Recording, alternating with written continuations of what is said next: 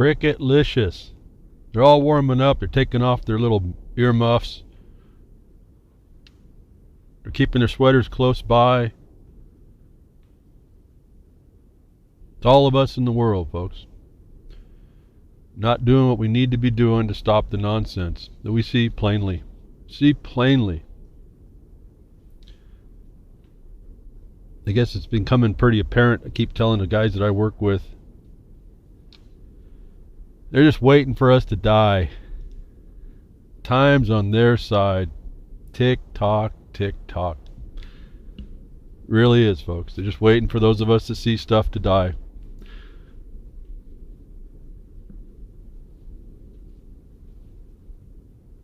Isn't that amazing how that works? Pretty interesting game they got us into. And it's kind of interesting. I'm a lot disappointed, but it's part of the game too, to not find out until way later in my life.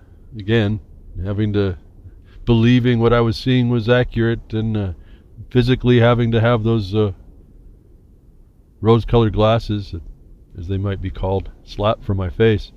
And you too. We all go through this mind, the utopia of it may not be maybe trouble on us. We take it in stride, and yet it's all been planned that way. And we learned late, way too late in my mind now, to see this. And we should have really been paying a whole lot of attention, and we should have really been working up against these people that are having their way with you, taking you behind the woodshed. And so we have a lot of work to do if we choose to change what's going on. And I hear lots of people, just saying it as well. This is really not for those of us that are getting older, and a lot older than we ought to be before we seen a lot of this. And this is going to be for the next group of people coming in. At least give them the heads up. So time passes pretty quickly. It's been pretty amazing to me to watch. I just found out here about a week ago, literally lost one whole year. And just I can't believe it. In other words, time passed between an action and something to follow up, and time passes so fast that we're already a year past the time we initiated an action, and it didn't even seem like but a few months passed. So I can only chalk that up to the half-life of the nuclear living that we have. Time's going twice as fast as my half-life is come and gone, actually. And so, as well, behind the woodshed, time ticks. I'm kind of astonished. I think this is, I accidentally ran across it, trying to figure out something for a listener and an advocate of the broadcast. It's been about, I think we're just a couple days past the 3rd anniversary at reallibertymedia.com for Behind the Woodshed. So that's pretty interesting. That was quick. That's 3 years here right at reallibertymedia.com, and I'm not quite sure. I didn't have enough time to go back and look on whoever else connected up and synchrocast this broadcast, but appreciate all that y'all doing that, hooking that up, and all you listeners keeping in there. Certainly wish we had more force and effect to get the word out, to get us more moving and into the right direction, and really cause some change in this world that we really needed, and really the grasping of what we needed, and so they wouldn't take it from us, because we were gave what we could keep, and we didn't quite get what that meant. When we were gave something, we were given this black box, and they put this label on the outside. You can have that if you can keep it. Man, we didn't know the first thing about it. We didn't even go try to reverse engineer it. It was stolen before the first 20 years was out, I think, if I can see that right, if it was ever given to us actually at all. But here we have been behind the woodshed here for Real Liberty Media. I just want to thank Grimner again for all the work he does and the help he's been, and the acceptance just to bring me on board, to allow me the space to give you the words I have. And I hope they've been helping a lot of people, more than just sitting and listening, and that you actually take this stuff and go use it. It's evolutionary engagement, folks. I just can't tell you that. I know a lot of people have been through down the mill and been wrung out and been run and rendered and all. You don't want to do it anymore, or you don't see the purpose in it. I'm just thinking that it was us being ignorant of certain things and didn't understand the battlefield. I think I can fairly state that it's a battlefield, and we didn't address it right. And so I'm asking all y'all that think you know that you've been through it, even if it's not my words, reassess what you saw. You're gonna, either it's coming to you or you're gone before it gets you. I guess you luck out that way. You can sneak out, but otherwise it's coming on you and those after you. And we have to, at some point, we have to make our own way. We're just little, as I said last week, they've forced you into the capacity of a 3 and 4 year old, and that's good enough. Oh, if we teach them long enough, they'll get it. I hope you appreciate the attitude of these guys, these people, these women in the Bar Association that we identify now as the Bar Association. It's got a long history. But 3 years, kind of neat. So I've been asked by a listener, and in respect of all y'all listeners listening on rebroadcasts, in particular with the UCY network, it's real hard to go back and find the broadcast content to get to the link page to see what I'm talking about, and so I'm kind of speaking to y'all that are listening to rebroadcast, that I don't like to identify a timestamp or anything in my broadcast, and it's just been not a big deal, but it's just something that certainly makes it easy on me. I don't have to be the professional I need to be if I go by episodes and all this other stuff. However, I think there's a valid question made about being able to identify the content. I tell you, it's so important to be able to go back to those links I gave you and read about the more of the context that goes on. It'll happen again today. It happens all the time. There's just information that you have to just know more than what I can tell you behind the woodshed. And so try to figure out a way to identify these broadcasts on rebroadcast so you can kind of go pick it up. And again, I explained to make it more easily for y'all that not to go to the chat tango, because that's just what I make up after the broadcast to categorize my thoughts after the fact. I don't do it ahead of the fact. It has nothing to do with the content. Like I would title last week's broadcast was Battlefield Realities. I didn't even know I was going to make it that until after I get on the Blogcaster and I start building it up, and it comes to me what I'm going to call the broadcast. But I don't say that. I don't know that before, so it's a little bit difficult. I'm not that professional. You all know that. I try to have a good sound, try to have a good presentation for you all. But I'm not that organized, and I never have been. Boy, I'll tell you what, this legal speak has sure made me a whole lot more organized than I ever thought I'd be. But anyway, it doesn't matter. I think it was valid to understand how to identify the broadcast in rebroadcast. That I'm going to try and do something here, and I hope it's not too cumbersome, but I just have to keep up with it myself. What I'll try to do is when I somewhere in the beginning of the broadcast, I'll remember to give you a code. It'll be pretty simple. It's behind the woodshed at Real Liberty Media, and I'll give you a number.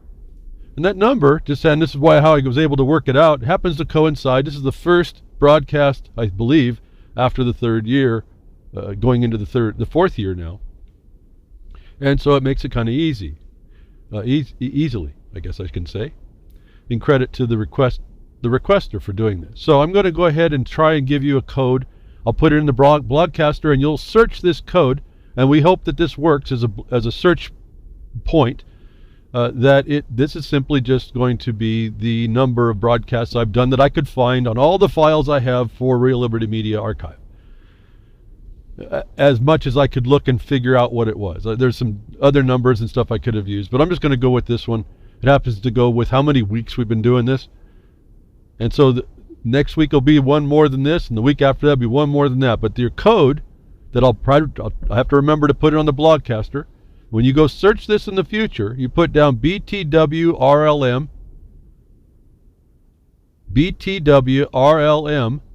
behind the woodshed, Real Liberty Media, 157.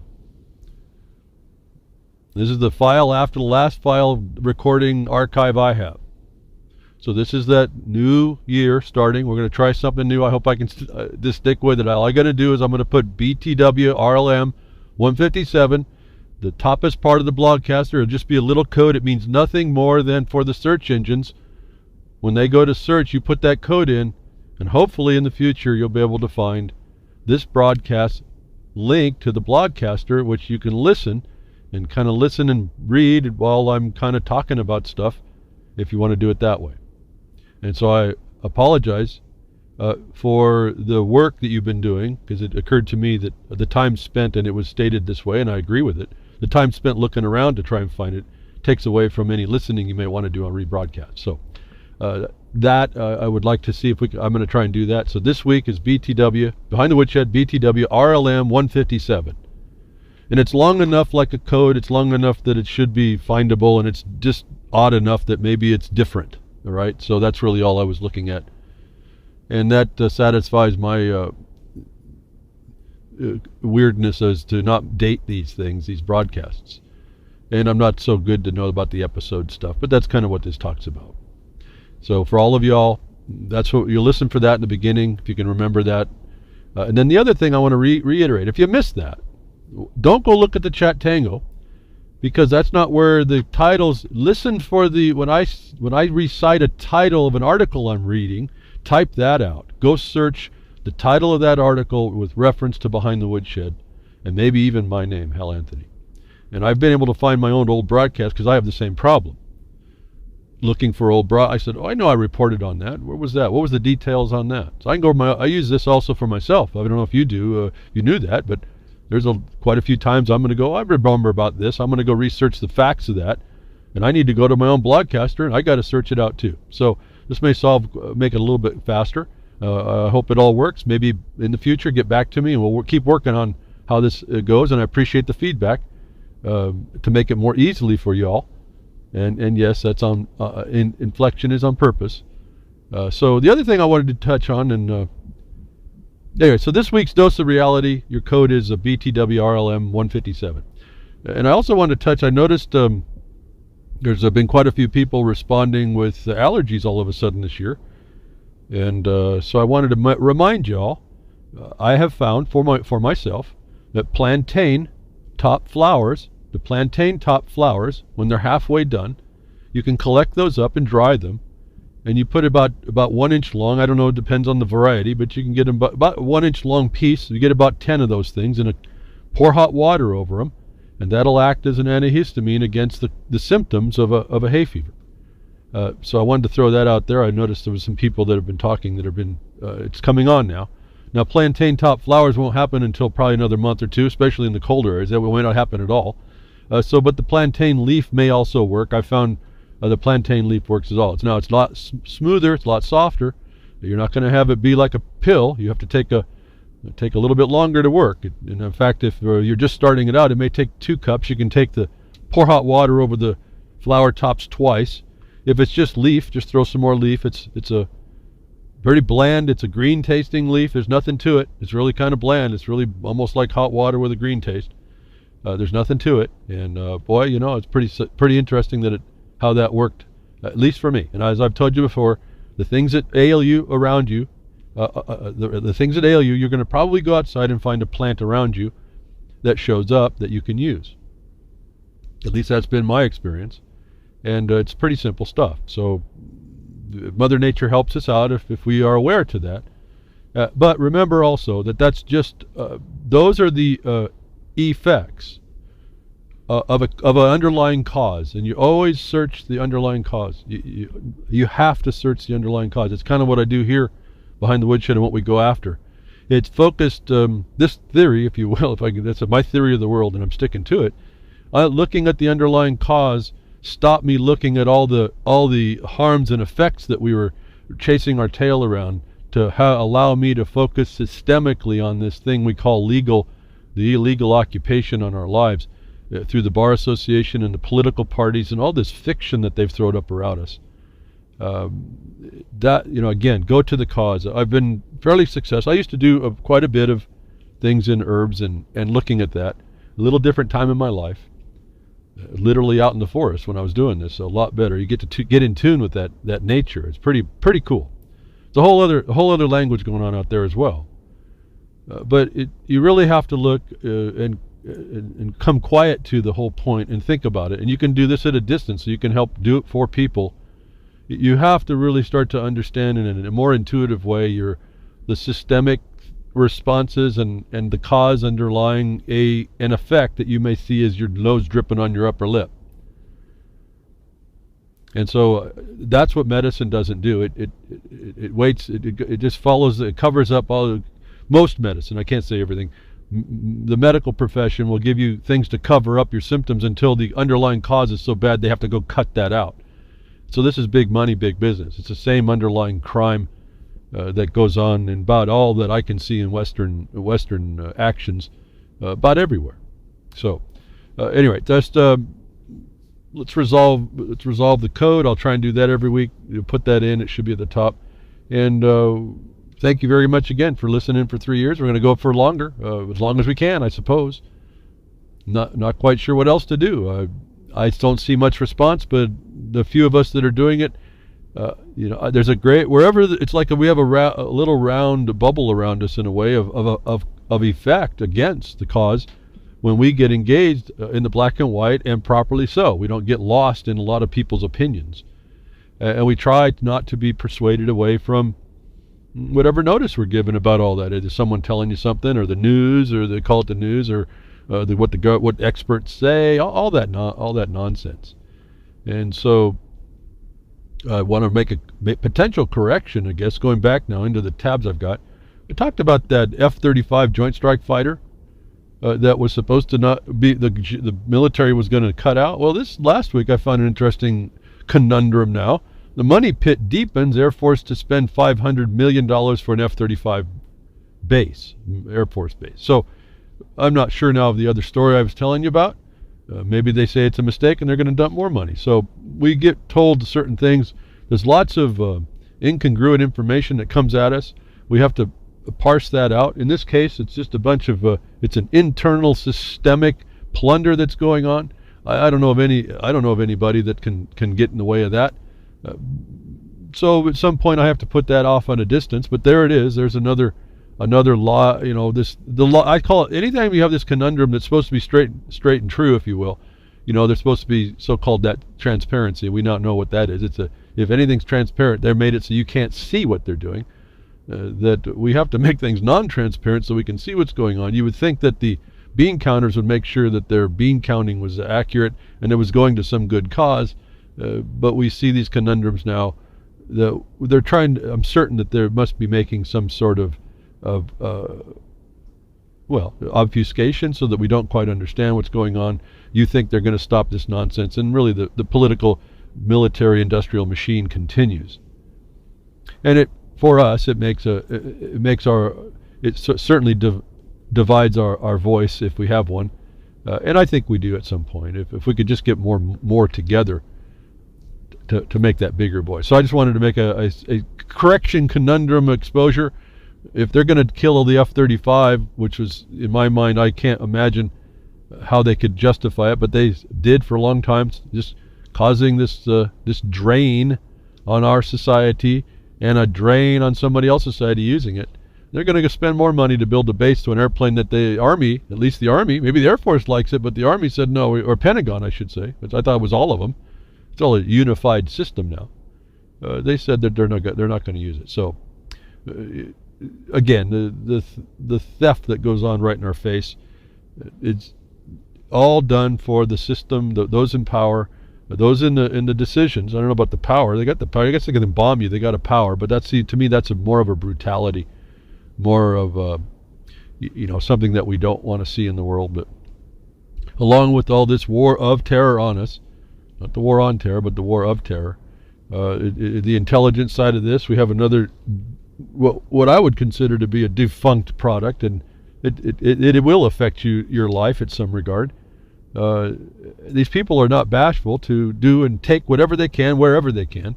Windows 10 is stealing your bandwidth. Windows 10 is stealing your bandwidth. Now, it's here with these products that keep taxing you. It's the same thing you're going to find in all smart things, all big data. They're going to use as the system does a covert to your awareness. These things are doing a little bit more overt if you're now once understanding that they're always sitting at a parasite. There's nobody seemingly standing on their own. They're attempting to, again, limit their liability at all costs, and the bottom line is the bottom line.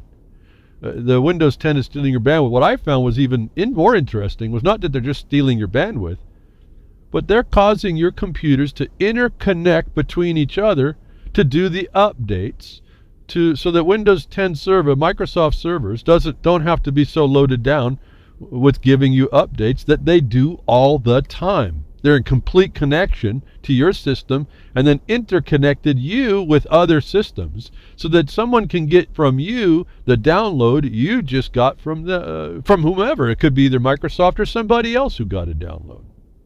So this is it's kind of a neat meshing technology, but this is being done on a company that's very, very wealthy and in big data, and it's the intelligence arm of the war on terror against you.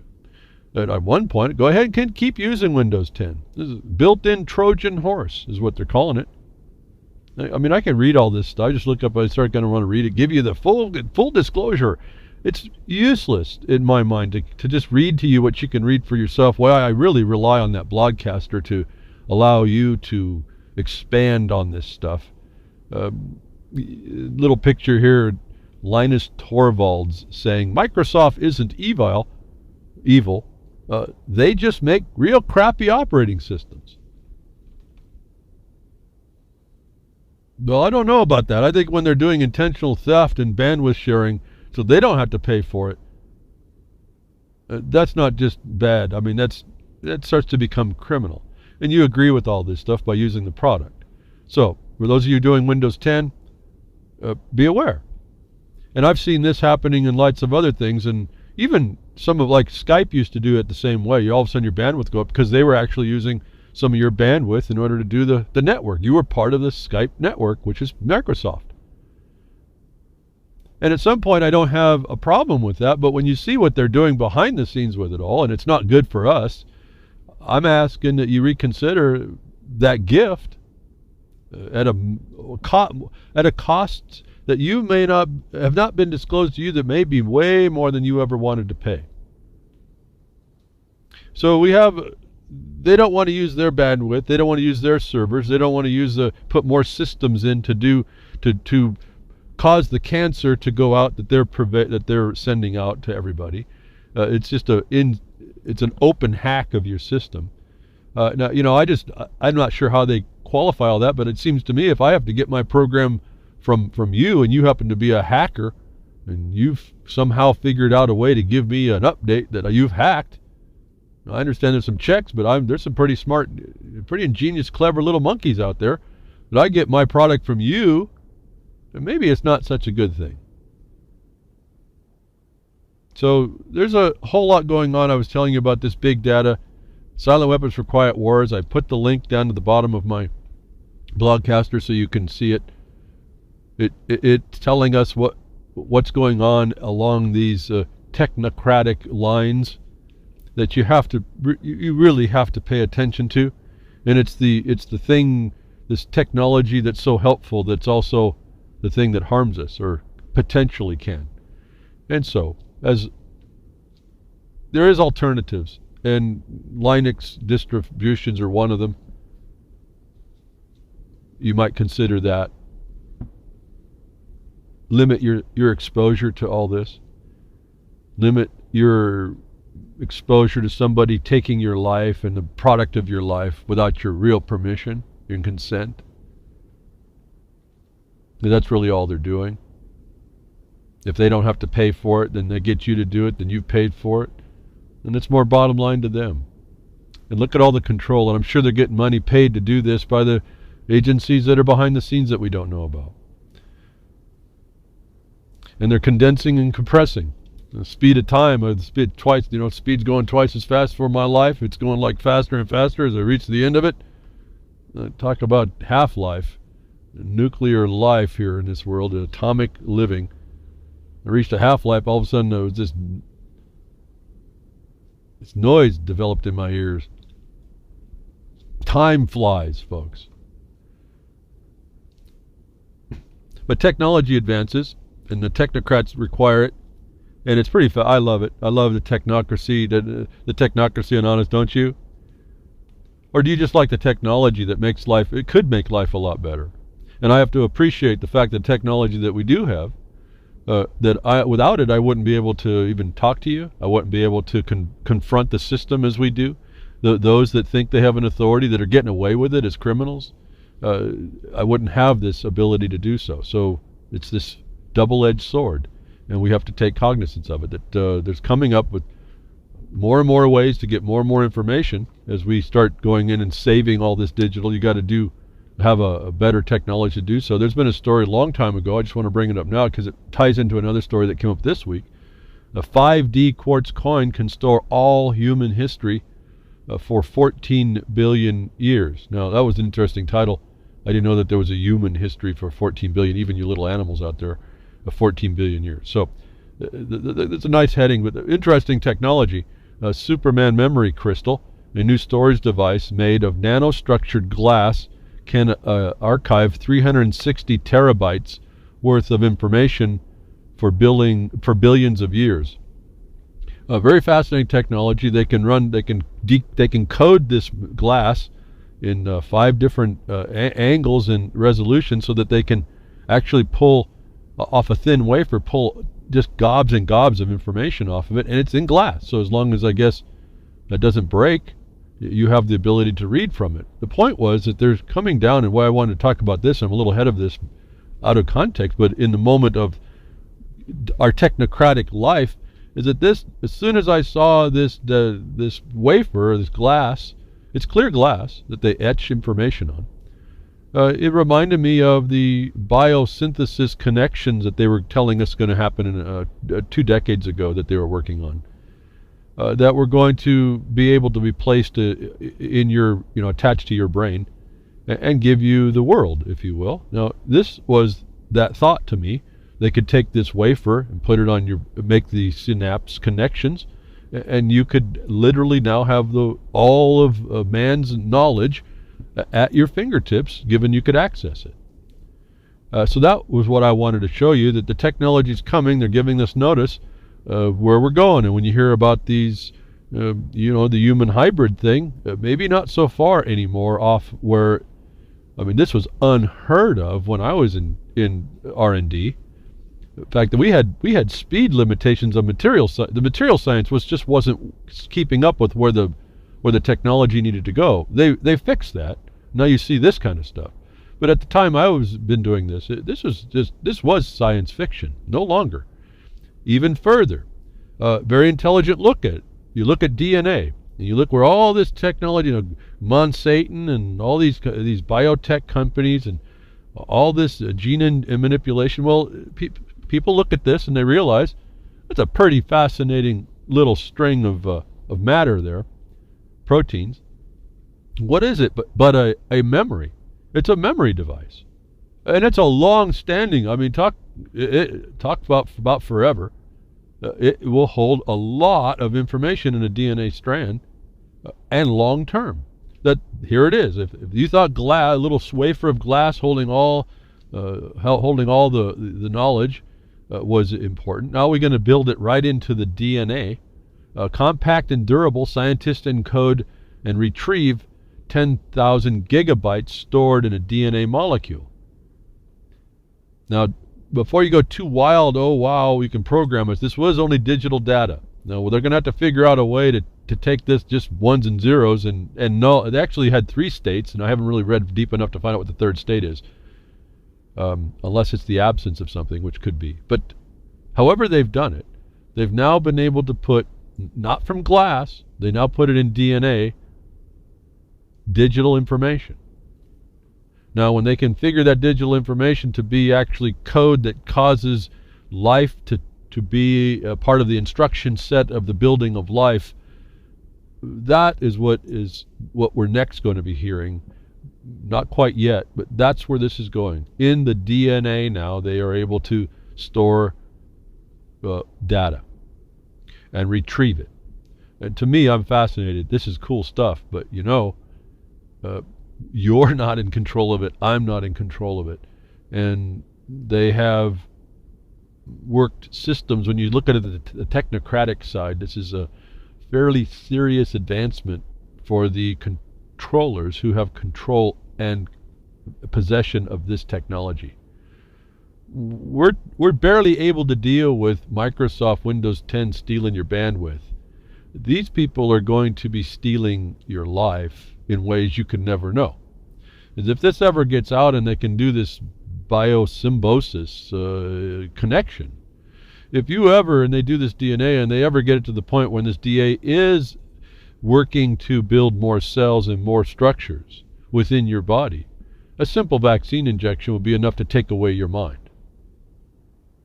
You'll never know it. What you'll know is whatever someone decided they were planning for you. And that's the more efficient way to do what they're doing outside. If we can't understand the technology of Windows 10, how do you think we're going to understand this that becomes us, folks? Becomes literally you. And now with this, you're listening to the technology, these certain cells that come in the body that grow more body parts. This is going to be a live thing. This is not going to be, they're not going to have to wait through generations. I'm just fascinated by it, but it's pretty terrifying when you find out you got the likes of a Hillary Clinton on one end, or an Obama, or even a Trump. I mean, torture, more and worse, and then isolating people. These people are really dangerous, and those are the ones we know about. We don't know about the people behind the scenes that, like we found out from Germany and doing all the experiments on people. Those are the new geneticists now. And they've been inching up on this with us. And so we have more data coming in. Now they can put DNA, can actually transfer this. You can be a walking memory storage of data. I reported on something like this I don't remember how long ago, but it was on this network for sure, I think, where they were telling us it was coming. So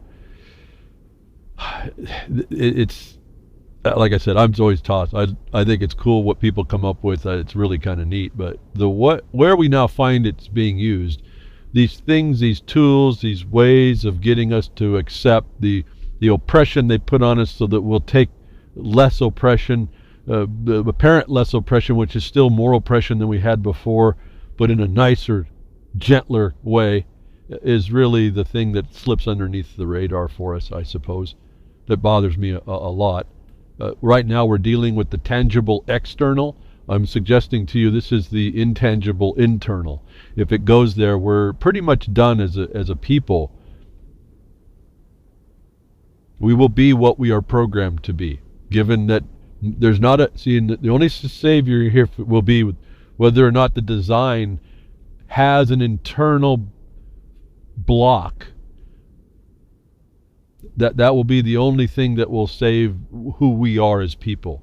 That in nature, the natural design of this thing that we are, this body, this meat suit, actually has a protective system that no one knows about quite yet. But writing seems to be on the wall here. A story from before, I brought it up. I never get to these stories in time, but they all seem to come in time over time, which tells me this is this is the information connection over time that we're being told is going on. And if you don't think that there can do these, that they're testing all these things, that this information, this ability to store these capacities and constructions inside the DNA is not important. There was a little story that came out. Scientists reveal brain circuit mechanisms underlying arousal regulation. A new study shows a circuit in a brain structure called the thalamus acts like a radio. You got to remember this story, because it's going to tie in here in a story coming in as well. Like a radio, it tunes in like a radio. Different stations operate in different frequencies and appealing to different listening audiences. Adjusting a specific deep brain circuitry's firing frequency immediately and dramatically alters rats' forebrain activity and alertness levels, a Stanford University School of Medicine investigators have shown. And keep track of this Stanford school as well. They seem to be always in the news about these types of things. The findings published on December 10th of eLife, how long I've had this, hold direct implications for the increasingly wide therapeutic approach called deep brain stimulation. They point to DBS's potential for restoring consciousness in minimally conscious patients and countering other causes of impaired consciousness. The findings also highlight the importance of determining optimal stimulation frequencies for DBS devices used across a wide range of brain disorders and demonstrate a method for making those determinations. Now, sounds pretty neat. They talk about the minimally conscious patients. Well, what if they think you are the zombie, the minimally conscious patient, to where they want those future they want? You are minimally conscious. You need your consciousness shifted. They're telling you that acting as a radio frequency, a radio, I'm going to tell you that that's where it goes here, that they can change that. In other words, they can change your cells at all to be more receptive to it as well. You're going to hear a story coming, folks. It's right here. They're working on this right now. Now, what they do is this arousal thing. This is going to go into your. There's other articles. I don't even want to talk about them right now. But how robots will be your intimate friend when they go virtual reality. See, radio frequency, virtual reality games, doing arousal stimulation will make your world your virtual experience more real, to confine you to that existence. They're already working on it. This is back in December. Never got to it this long, but it fits right here with all this knowledge, this internal thing, this biosymbiosis now they're doing with digital technology, and the different materials they're now to be able to put this digital programming into. Now it's in the DNA. Now that's still experimental. They still have to go the one next step to take these digits, ones and zeros, in the null state, whatever that secondary state or tertiary state was. And they had a conversion that they had to do in order to have that. Very interesting stuff here that they're working with. But it's very close. Once they get that worked out to be the actual instruction set that the body uses, the body systems use as encoding the next stage in the development of some function, they're going to be able to build these things into the life structure. They're going to start with intrigue over the arousal situation. Well, if they can change your consciousness, folks, if they can do it, someone's not conscious, they don't believe is conscious enough, they have the right consciousness, they're out there, and they're going to change your little rat brain without you knowing it. And I suggest to focus on this acts as a radio. I absolutely believe that, and we've had technology about that before in different programs that we've heard in the news over decades and decades and decades. Next little science article I want to talk about here. As we're learning we can be programmed, I want to show you that the technology here they're telling it to us, but they do it. We get lost in the rat experiment, and they're actually talking about pretty simple stuff that they're already doing or already can do without the lab. Mind control microscope changes behavior of mice. Scientists say they will soon, quote, treat the brain as the keyboard of a piano. I'm going to dance to that tune. How you like doing that? For pretty soon you're tap dancing, you don't know why. Looks like mind control technology is progressing quite nicely. The article goes on. Scientists from the University of California, Berkeley have developed a microscope which is able to alter the activity in the brain circuitry of mice. Let me also point out this Berkeley. This is the hub of sustainable development policy, okay? This is global governance control center, at least on the West Coast for sure. And it actually is larger than that, and I know that for a fact because of our lawsuit and doing the studies behind all that to see where it was the Solutions Network grant funding stream that we were checking out to see where this all was, how it went, what it was involved. And it just so happens one of the guys I work with is actually knows about the Berkeley, and he's one of us. He's on the side that we needed. He's the only guy I know that can counter their natural resources nonsense. He's the only guy I know that can do it. And he came from there, and he realized way back when something came off the track. And it never made sense to him until I started to explain it here when I started working with him about 10 years ago, and he was astonished at he at least made sense about why he saw the train come off the track. He was one of those guys that would ask a lot of questions at the time and was kind of thrown out of classes because he wasn't going to swallow what they were going to give. But Berkeley is another center of global governance, technocracy, all this kind of policy coding, all this technology. It's the processes of theft by extortion that we've identified. So these all are integrated when you look at some of these stories. If you really look at what they're telling us in these articles, it really paints the picture fairly well. Like I really say, you got to go to the Blogcaster, look at this stuff. It would take actually if you sat down and really went in depth about what you're being told, it would be a whole study thing all by itself. But so just a little highlight. This is a paragraph here talking about Berkeley. I can go off on a whole lot of stuff that relates to why they want to do this. This mind control then relates back over to the scientists in the prior story about arousal and how they're doing that right across the bay in Stanford. How they're going to get you into the new technocratic point to get you into a place that you agree with whatever they want with you. And they're going to do it by all the nefarious ways, deceitful ways they can get you by. Even in California. Look, in California, they're going to require vaccinations. Why? It's more than likely tied to these types of things that they're going to start controlling people. And people will they will not be people, actually. And you won't know. Talk about, I wish I did know some more movies. The Body Snatchers. How's that one? That just came to mind. In experiments with mice, a team of University of California, Berkeley combined cutting-edge neurobiology techniques to develop a microscope which is able to zoom in on a relatively small patch of thousands of brain cells and alter their activity using laser light. By targeting an area of just a few thousand cells with the tool, they were able to change electrical signals passed between them, so altering the activity of the animal's brain circuitry.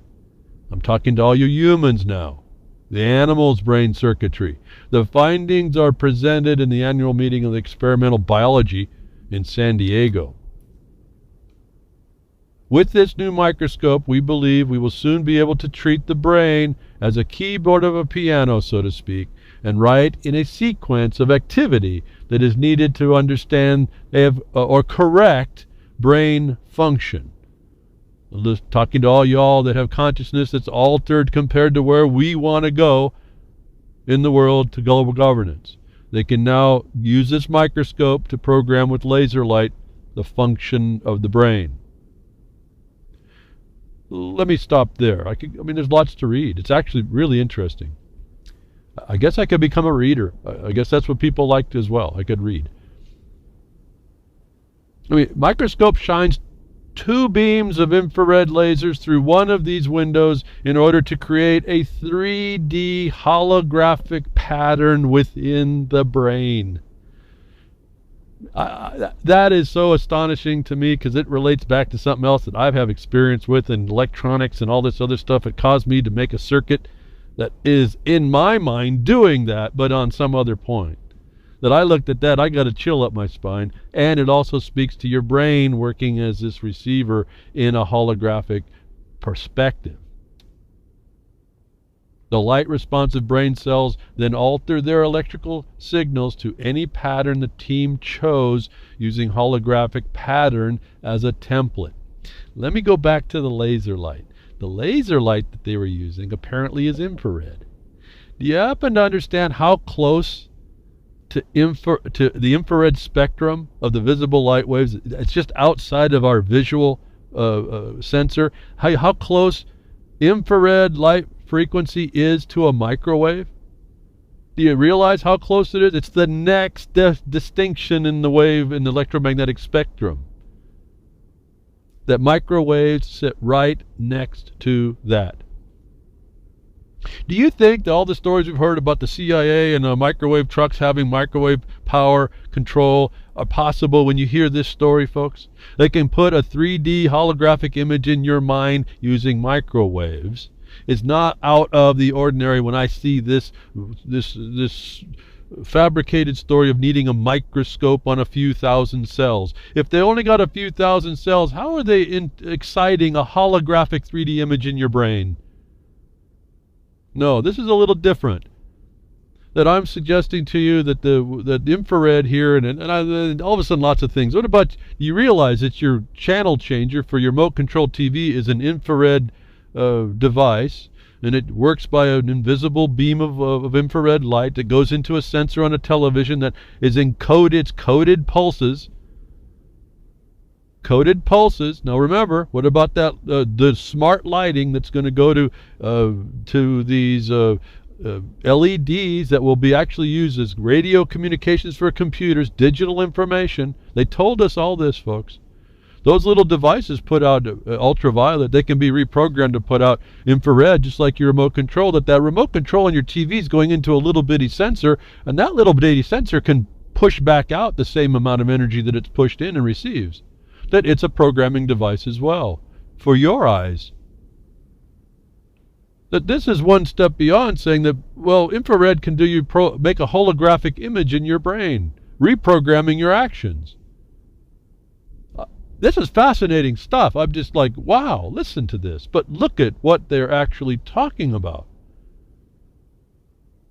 Remember, they talked 2 sources. There we go, 2 sources. Now, my experience was 3 sources and possibly 4.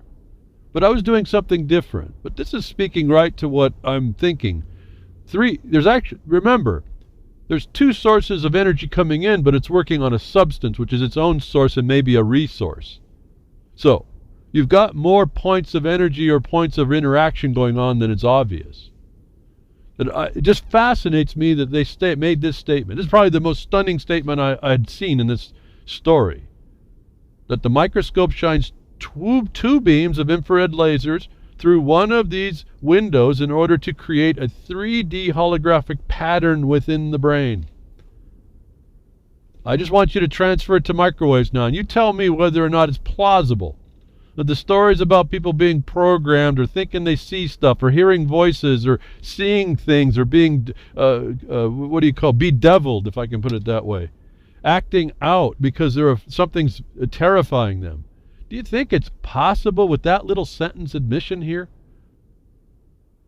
I can't say it's not. And I have other things. I've looked at other things, folks. I'd be hard-pressed to... I have to embrace this one, but I'd be hard-pressed to say that this is not absolutely possible. And then I was recalled another report that was already out. I already had it on the tabs. I had to go pull them all forward to pull them all together for us.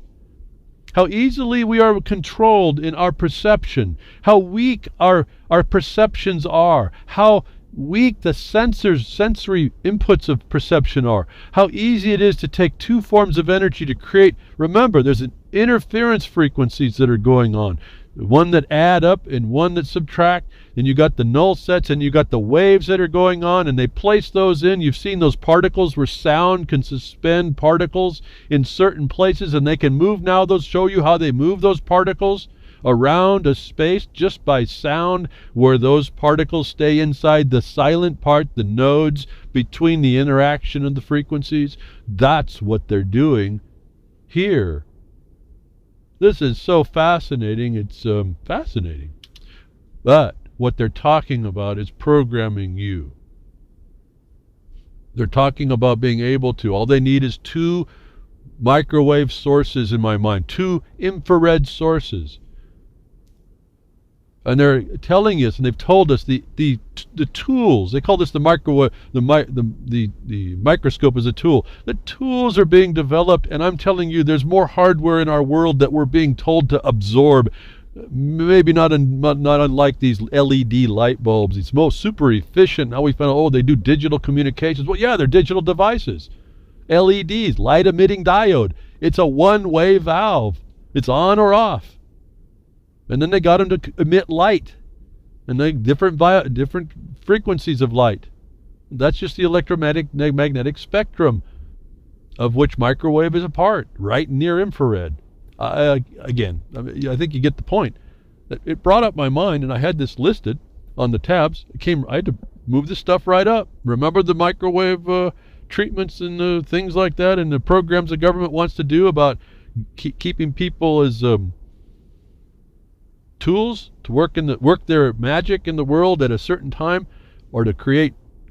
You've heard people complain about having things happen. They're in their house, and you think they're going crazy. They start putting Faraday shields up and aluminum foil, and they think they're wearing the tin foil hat, and they're doing it for a real good reason. Maybe now, don't you think? We don't experience what they aren't. We don't know what's going on. But MK Ultra research put electrodes in people's brains for the United States government. Got a little video, got a link. This is a long time ago I ran across this. Just as information, I was looking at how these things tie together. Just to let you know, don't forget about this stuff. It's really just don't lose our memory. And I would say, you start losing your memory, you better start looking. And it may not just be dementia or old-timers disease. It may actually be your mind being erased.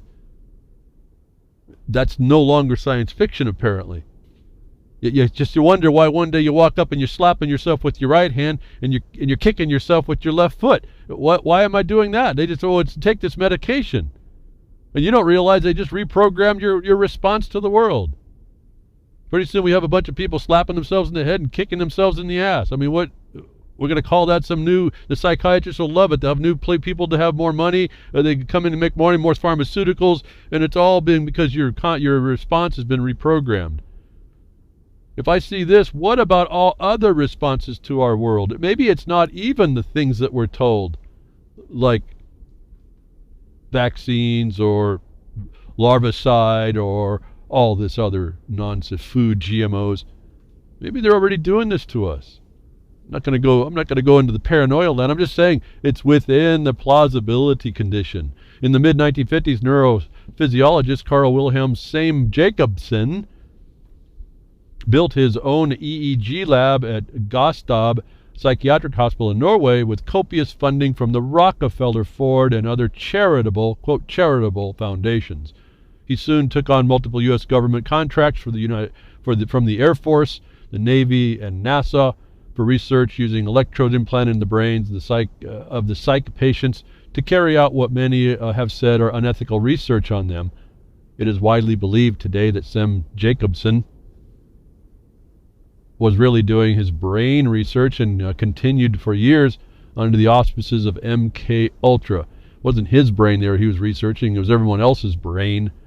Of particular note, in fact, admitted by the Norwegian government, Sem Jacobsen wrote a letter claiming this kind of questionable research would be easier to do in his country because he did not have to worry about lawsuits or patient consent like doctors in America do.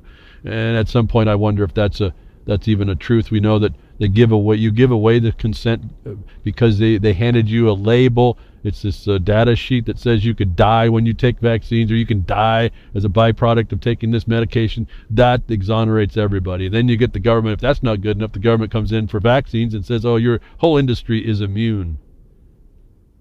And this is the technology of choice to administer all these things. Back in MK Ultra, it's admitted now. This is not some theory. They are doing the electrode thing. Now they're telling you that light will change it, and I'm suggesting to you that's not far removed from microwaves. They don't need to touch the brain. The electrodes are already in the brain. They just need to be excited, and they're learning how to excite them in order to change consciousness. And they're doing it on a holographic level. That just stunned me to hear that admission. If I ever thought it was just a vague idea, was wondering, which I was beyond that. That was just a stunning revelation. Or actually, not a revelation. If you already kind of know it's there, it's really admission, a confession. That should startle you a little bit. As we move into the future, this brave new world and this future that they're laying out for us, and we are crickets to it. Crickets. It's just fascinating how we just let this happen. And then my consternation, fear. My fear, if I have one, and it's not high. I mean, what are we going to do? It's only a fear to the extent that I'd like to see us do better for ourselves, and we're not going to get there. Is that people want this stuff. They want this whole thing to be this way. I mean, it just sounds like a bunch of some friends I had that became heroin addicts. Their stories this is just another style of heroin. Oh, just bring it on. Oh, that'll make everything so much better. I'm just oblivious to it. We went from beyond bliss. We went into oblivion, and that's okay. So, crickets you will, crickets you be. This is really coming. This is not conspiracy theory. This is the technology that's being used, and it's being used by the military-industrial complex. We have found that they don't care about you. We know that. And that shouldn't be okay with you, that we have a big military condition on the world. This is not just being anti-war, folks. This is a war on you that's done under the color of an authority. And you don't even see the attack. You sense it. You're dealing with the effects, but you're not focused on what the cause might be. These things I'm pointing out aren't the cause. They're the tools that are being used against you, or purportedly so. Isn't it fascinating? They can follow nature. Oh, something already designed up. Something's already there. Nature's beat us to it so far ahead of time. It's not even, it's a joke what we do against what nature does. And man's finally come on the idea, oh, well, Mother Nature stores information in that DNA strand. I think we can too. We can store digits in a protein. That's pretty neat. Can't figure out what it's going to do more than retrieve what we put in it. We can't do what it does, but at least we can use its lead. And by the way, we're going to go ahead and throw some of our own adulteration on top. And we're, as a people of the world, we're clueless to it all. We're not clueless to the knowledge of it. We're clueless onto the tool and who's using it, and that it's being used in large part. I mean, think about it. If let's say the vaccines are the instrument of choice for imposition of injection, invasion, and the government has given its bottom line corporations immunity, then you're a living experiment to those injections on this type of technology.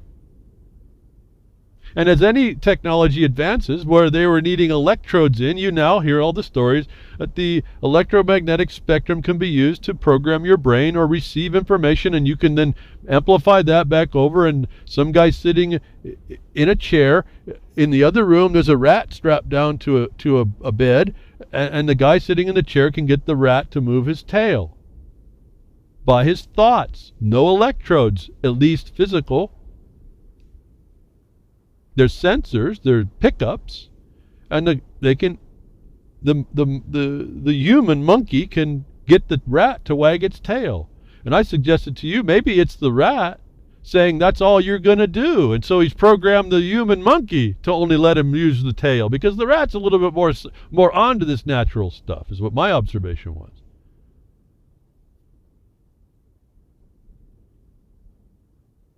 In other words, the human monkey was saying, I'm going to get this rat to dance, and the rat's saying, no, you're not, you're just going to wag my tail. And that's all that happened. But here's a bunch of information came out, how we're able to be interfered with in our perception, as I seemed to kind of run that along the last few broadcasts. Our perceptions are weak. I keep telling you, look at the Protocols of the Elders of Zion as a manual of frailty, that someone knows that about you and you don't, and you only know about what they've told you about. But the news, this notice to us, is telling us a whole lot more. And I can only say that my experience, little things I've been inquisitive about, that I've studied, things I've observed, not that I'm this rabid scientist, rabid researcher. No, I don't wear a white coat. I don't do any of that. But observations I've had in my life and some trained things that I've done in the sciences that we thought we were understanding, and in electronics. There's a physical electronics that does go on, and you see what the world does with that style of interpretation of what electronics is, through that seeing things. And when I saw those things, I'll tell you, they speak directly to that 3D holographic effect of the entire brain. But I guarantee you they're not talking about the few thousand cells that infrared light hit to be able to flare that whole diagram up inside someone's brain. That shows you how easily it is to flare that up and how small an area they have to touch and identify. So, fascinating stuff, but wow. What does that mean for all of y'all? We don't know. Remember the binary weapon problem, the trinary weapon problem. Nothing happens until all the ingredients are there, and then you trigger. So MK Ultra came right up in my mind when I was seeing these other stories, and now today we're talking about being able to put storing digital technology, digital information inside a DNA strand. How great that is, but wow, look who's doing it is the point. It's the military. Don't underestimate this connection. I try to keep pointing out to you this stuff. It's this unleashed beast in the world. The beast, I guess. Not even that one, but that's a replication of it. And here's the response to your government. The ones that were supposed to have the say, the seats of decision. In Pilate's footsteps, Congress washes its hands of responsibility for wars. So in a world of warmongering, war against you, the war of terror on you, all these weapons and tools against you, silent weapons for quiet wars. Folks, it's all here. There's no excuse not to understand this terrain and how this battlefield that we're in and how under malpositioned we are in it, that we can make ourselves positioned pretty quickly once we see it. That's all here. The people that have the responsibility of declaring war is in this report, washing its hands as Pilate did to allow the Jews to condemn Christ to death. Which what shows you how in the heck can you see there's a Judeo-Christian religion is an insanity. Pilate's footsteps. Congress washes its hands of responsibility for war. Now, this came out of Sputnik News. So, again, grain of salt, if I can call it that. But this is the truth. And I am going to point you out to something else. Congress already washed its hands, and I think Lincoln done it. And Congress washed its hands powerless when the memo for NDAA claimed abrogation of justice of the judicial department, however corrupt it is, by saying this is all extrajudicial. I got to keep repeating this for people if you're not quite picking up the importance of really what I'm saying. There is no judiciary at the point of the federal municipal action. Globally, folks. And here's just a story kind of coming at it. Even though it's Sputnik, I'm not necessarily agreeing with how the story rolls out, but that reference of Pilate washing their hands of a condemnation of an innocence in the world is the truth. However they got to this title, and however the story is they wind to keep your mind off of certain things, this is what's gone on. There is supposed to be a control. So my question is, when you live in a world, in a place that you thought didn't have the ability to wash its hands of a responsibility, and you see the hands of responsibility washing their hands of the responsibility, what kind of world or place, what state are you living in? You can't continue to wave your pamphlet with the words Constitution on it and say that's where you're living. I believe people don't even understand what they're doing when they wave that, to tell you the truth. And I kind of understand that because it's taken me a whole lot of time looking at slightly different path, taking a slightly different path, watching it, being parallel a bit, watching about how that works, and then finding out what really is what we're talking about is nothing to do with that writing. In fact, everything that's in that book has been complied with to the most part, even though I'll hear a lot of screams about that. And I'm going to throw out the agency problem. I'm talking about just the way the government's structured. Lincoln did never do us, Abraham Lincoln didn't do us no favors, I'll tell you that, at all. I told you, I've explained all this. Lincoln, Roosevelt, the unqualified one was the was the culmination of that. You've watched the destruction, folks.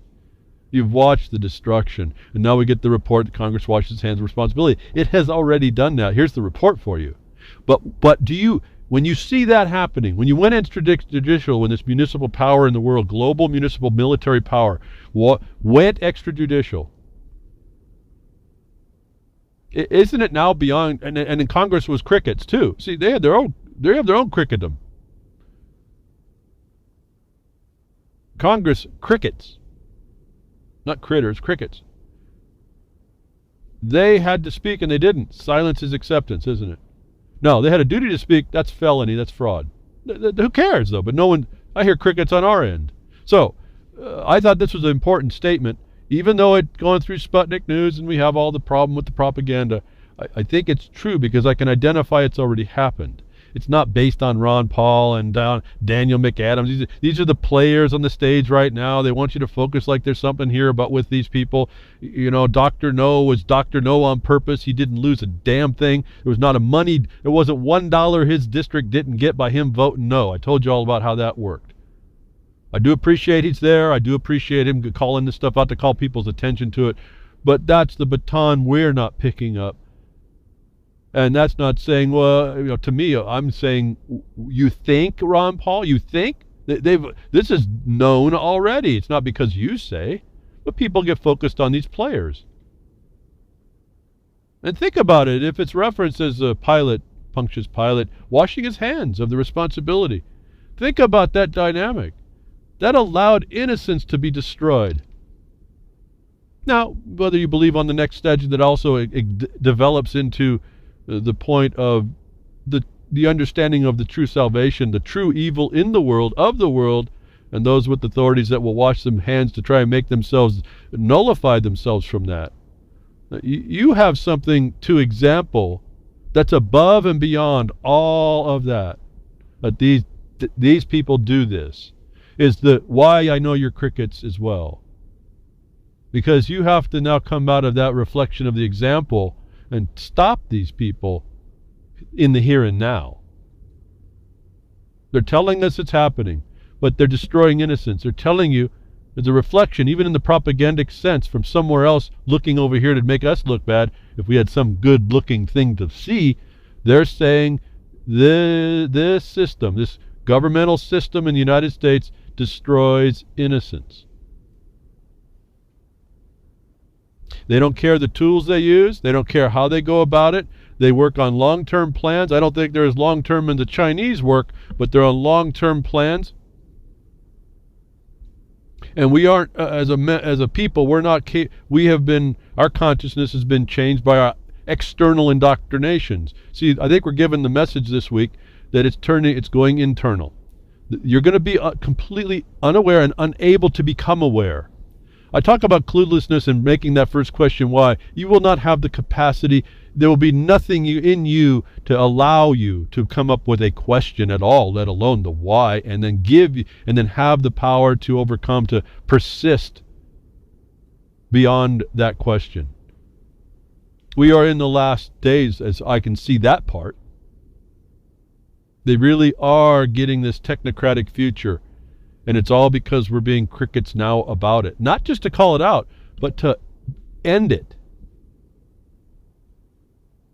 And so they keep our mind controlled. They keep our perception controlled. They keep our focus on things. They keep programming our consciousness, not with technology. They do it right in front of your face. And I'm going to touch on something here. In a way, I wasn't really too impressed with it, but there was so much that exposes a lot of the people that have been the question that I've looked and told you, no, there's something wrong about these people. Oh, they look like heroes in the world, but there's something wrong. And they're always using these things to persuade us in the direction they want us to go and give us knowledge of things so that we forget about it, because once we know about something and we don't think it really affects us, or how outlandish can that be, we don't think it. Our minds, our little monkey brains are kind of interesting that way. They just want to give it up and throw it away and don't think it's relevant. There's an issue we had that's come up all of a sudden that happened since the last week's broadcast, called the Panama Papers. And for all the 420 crowd, no, not those. No, this was just a disclosure purported to be the largest ever, way bigger than anything else, 2.6 terabytes of information. Like I said, a trillion. I can't even imagine a trillion, folks. I'm having trouble managing a million, and they got trillions now. But at any rate, they have quadrillions. It doesn't make any sense to me. But there was this Panama Papers that came out, supposed to be a disclosure. And it is. It's a disclosure of sorts. But we didn't see the 2.6 trillion terabytes, and I don't know who's going to investigate that either. I mean, I looked at that and go, well, this is useless in a way. This is like the NSA claim. We got so much information we can't do with it. What are you going to do with 2.6 trillion bits of information? I really don't know. I went through and read a transcript one time of BLM training seminar over occupancies on the public land, and they made some very dastardly disclosures there, which is very important. They said that they were going to really violate minors, is what they said. And you know what? I read through that whole thing once, and I didn't realize how much I had read. I sat for quite a long time reading it, but it was two transcripts for a couple of hours worth of a training seminar teaching the employees how they were going to violate people in the forest, in particular minors. And I went back and noticed that I had read, it took hours and hours. Then you got to think about it, and you got to put it in context. It was 1,500,000 words. I couldn't believe I had read that many words. So I know I can do that, or at least I can't say I read the whole file. I read what I needed to read, but the files were that big. And so that took a long time. I can't even imagine pouring through 2.6 terabytes of information. Anyway, this is what the new thing came out. Now, I had a whole bunch of thoughts that immediately came to me after the intrigue of the leak, so-called. There was some reality that hit really quickly.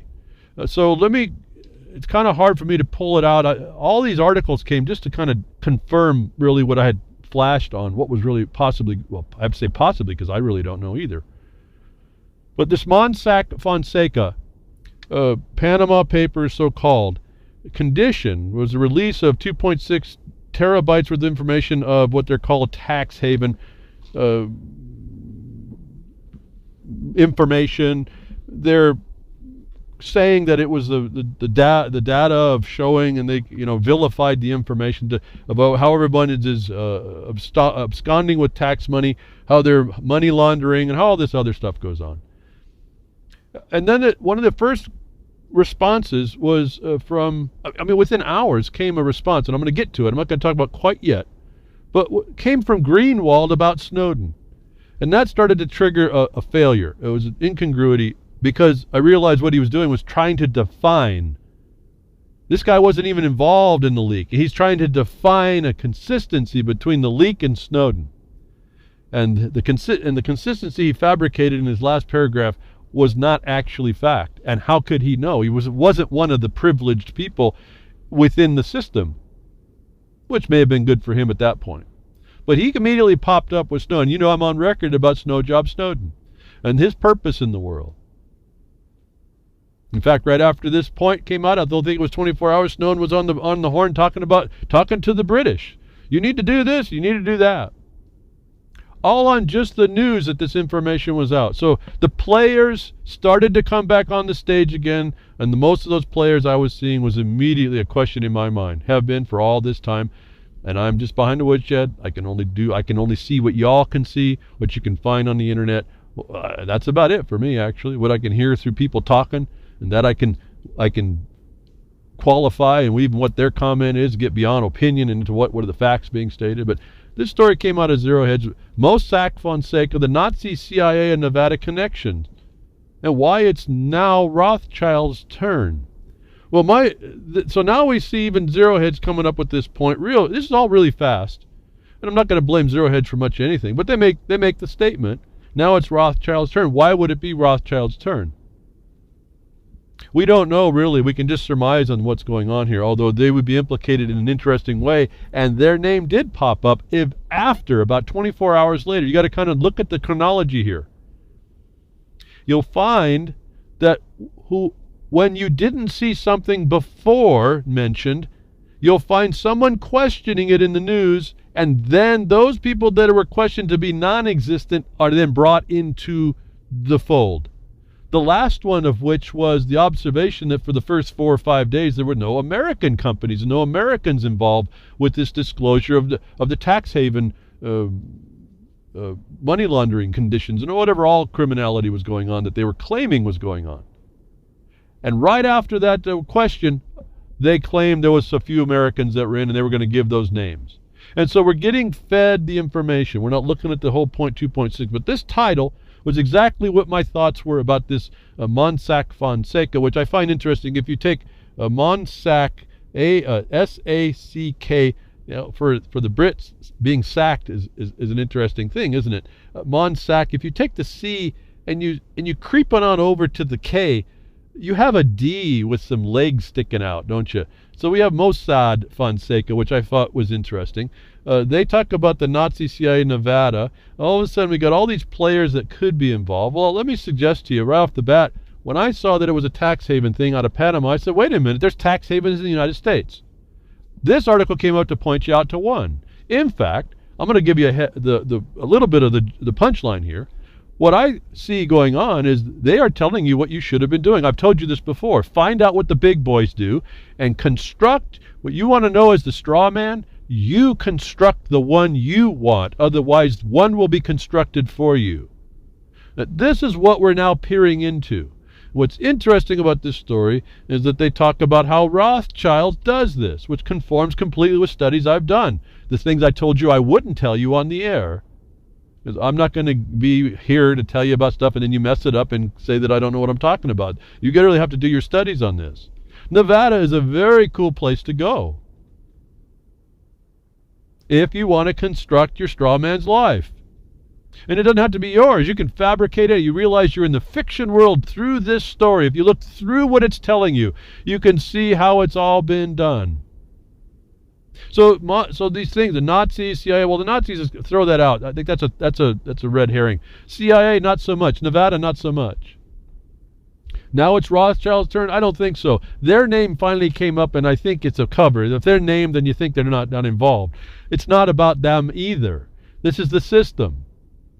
WikiLeaks then comes up to explain the CIA connection. I've talked to you about USAID before. This is a CIA front company. We've talked about it over and over behind the Woodshed. I've explained and exposed it to you right in the news, how you can see it. USAID and Soros targeting Putin. Panama Papers should be released. That was the other very first thing I noticed.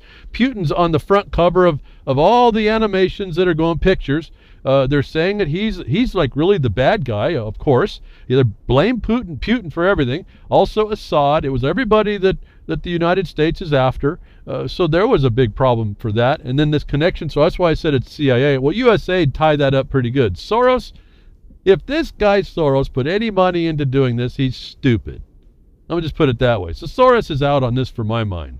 He's stupid because once they found what was going on, they realized the people that they were claiming were the bad guys in the world weren't actually part of this. All the evidence shows no direct or even indirect connection to any of the people they're vilifying. This is a hit. This is a long-term plan. They decided for some reason to pull it out now. But if Soros was on this is like one of the anomalies. They say that Soros is involved because he's pissed off at, he's angry or he got to get back at Putin for Russia going after his foundations. Remember, we read that on the articles that came on the news. That's such a frivolous statement of proof.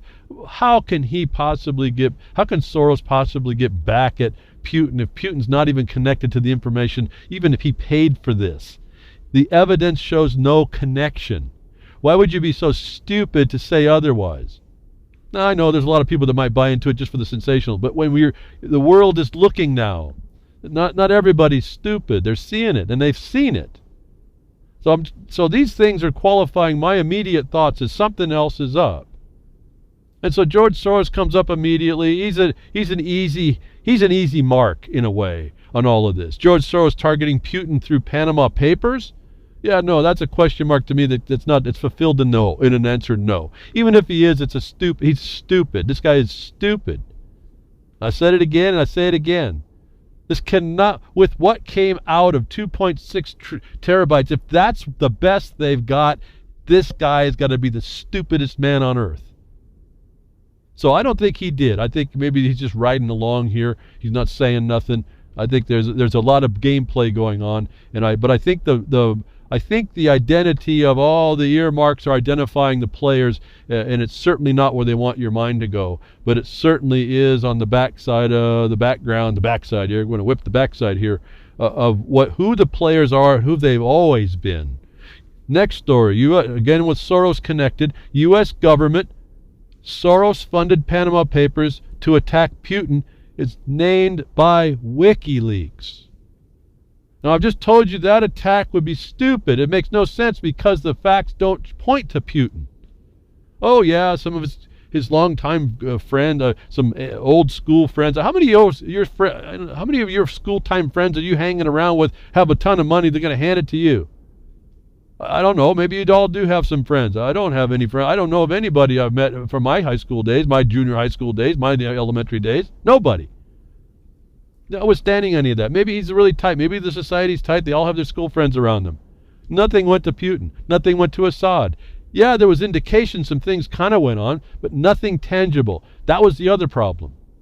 Even if you look at a haven, at a tax avoidance measure, remember, tax avoidance, and you look at very carefully, all the people that are being called out are using that word. They're not saying it was tax evasion. When you look at the facts given to us, it was tax avoidance. Avoiding a tax. That's the lawful deferral or avoidance or of that tax otherwise applicable tax liability. It's like a license not to pay the certain tax. Let me remind you, who makes that policy but the government itself? The tax haven is a creature of the license given to profiteers to defer, hide, or maneuver around any tax liability. Why? Because the government has figured to do so benefits the government in some way. So this is government originated as well. Let me remind you, there has also been in the news, and I read it behind the woodshed, about the Bermuda, the Cayman Islands, that there was always making this noise about that they want to close down these tax havens. No, they don't. But they want to close down some. And they want to make, this is the bottom line here, is they want to make more full disclosure from those that participate in them. Let me suggest to you, they're going after the last 1%. There's going to be a 1/10 of 1% holdout. You're going to look very carefully at this. In fact, I think I heard the Guardian having a report. You see, this is about them going after and making more disclosure. They want to control global finance even more acutely. But it's not going to be absolute. There's going to be the last 1/10%. The real inside people are going to be the ones that can still do this if they get you, the public, to rally up to destroy those that are in the system that are looking like they take advantage of some kind of thing you have every right to go to, but do it the same way. But they're going to look like and be vilified about this. That WikiLeaks came on and said that Putin was a target is a lie. WikiLeaks is now on my target list as being one of the players. And we have a little bit of proof of that because the IJIC, the people that were supposedly doing this investigation, this conglomerate of journalists, who these are journalists happen to be just giving lots of time and energy into Putin and is not even implicated at all. This same group is run by USIJ, getting payments to do this. They come out and say it wasn't about Putin, despite the fact WikiLeaks saying that it was. Who's right? Well, they certainly caused the question. So now the IJIC is now on the hook. And there was a couple more organizations apparently invented. I've never heard of them before. Not like I hear of one. But all of a sudden, there's more players that come to bear. That we see WikiLeaks. Now this brings up Julian Assange. He's have a problem. This is back to Snowden again. All these people are playing their part is what I'm sensing. Because here's one of the bottom lines about this as I was looking at. And this is what was Snow Job Snowden is with the Greenwald, who comes out immediately to, and this is the title, The Key Similarity Between Snowden Leak and the Panama Papers. Scandal is what's been legalized. Folks, that title is wrong, because tax havens are not scandal. The scandal would be utilizing an avoidance system of a tax haven for an improper purpose. There hasn't been any of that proven yet. Even Cameron's explanation of what happened through his father's use of a tax haven, it's not tax dodge, these are given by the government to do. The tax haven was that he, before went into office, he got rid of that property that he inherited from his father, so that he wouldn't cause the question, and he paid the tax owed. British tax corporation, didn't say he didn't. Cameron appears to be, by all intents and purposes, lawful in his utility of that haven. He ended up paying a tax, but it was deferred at some level because of some provision that the tax laws in Britain allowed. That Greenwald comes out and says the scandal is what's been legalized is not what's gone on. And tax havens aren't just normally a negative thing. They are allowed by governments. They're done for a reason. That they can be used, and they cause anonymity, and they cause privatization, and in there is the ability for people to figure out how to do other things that are maybe not intended. The unintended consequences are always a part of any action, correct? So that's not even something that we can make a big deal about. But when Greenwald came out and tries to link Snowden's thing to the Panama Papers, and his position is faulty, that put him on my radar again. More confirmation. I can't believe they're not in on it. This discussion, I don't think it was 24 hours, and he's already had this made up and going together. Kind of like I looked at it this way. How do you come up with the PATIROT Act within a month of the 9/11 fiasco? They went and done it action. How do you do that? The size of that you just can't do it. This article, with the type of thing it came, you just don't do it this way, this fast. But he puts together this statement. In such a case, as Jaffer put it, the deeper scandal is what's legal, not what's not.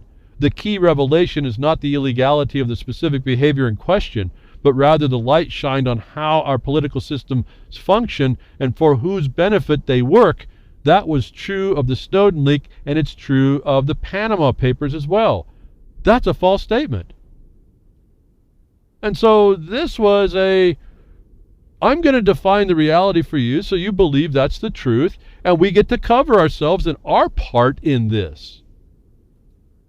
Not much different than the Rothschilds coming out and being named and saying, well, we did this. You don't find any illegality of what they did. In fact, they're using tax havens right inside the borders of the United States. Nevada is a big one.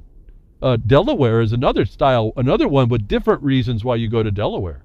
They are limiting the access to these straw men, these straw people, these people, these corporate structures.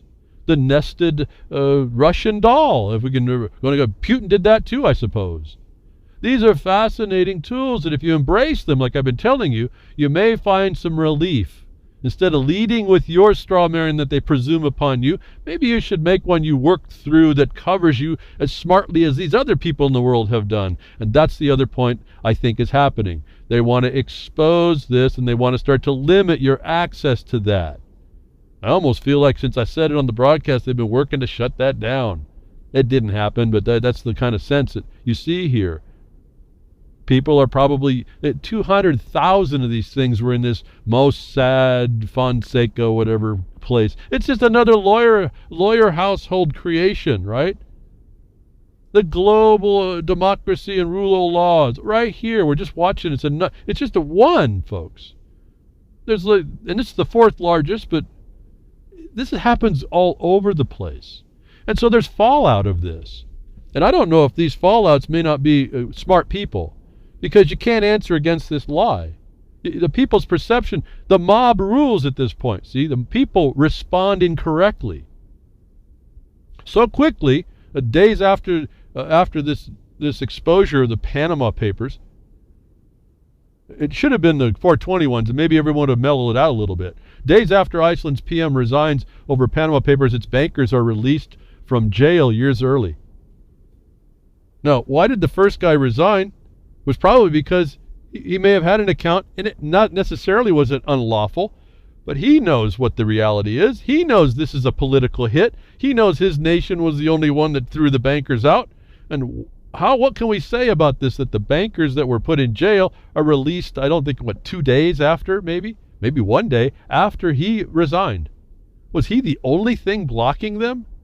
And the people keep going. No, we're going to take out the rest. We're going after the rest of the government now. Remember I told you when they were writing their constitution, I said the people at Iceland don't understand there's a future problem written into the constitution. They're completely unaware of it because nobody knows this legalese. I don't mean nobody. I mean they are probably clueless to it, and they had quite a few attorneys working to create this, legitimize that constitution. I said in the future they're going to trigger these triggers in there that the government can use in their constitution that did not protect them from all this. These Panama Papers are being used as a trigger, and unjustly as well. And the people are so unknowing about it that it's a knee-jerk response, which was, I'm sure it was planned, and it's targeting those things that we now see in the global financial structure. Right? They're going to make things right. The guy that was in Iceland maybe have decided he saw the writing on the wall. Probably good maybe he pulled out. It makes him look guilty to those of us if we were thinking he's guilty before he's got to presumed guilty until innocent. But those of us that see him innocent until guilty, I have to wait. But there's a pragmatism in the world, and sometimes it's real practical to do certain things that don't look so good. You know, how many people plea bargain just to make it better because the government's that oppressive and criminal. It's better to take your lumps just for a few years and take the stigma than it is to try and fight them and then make it worse on yourself. I've been there. I've had to make that decision. I had to choose. I told you, you act like a little bitty lizard in front of the eagle.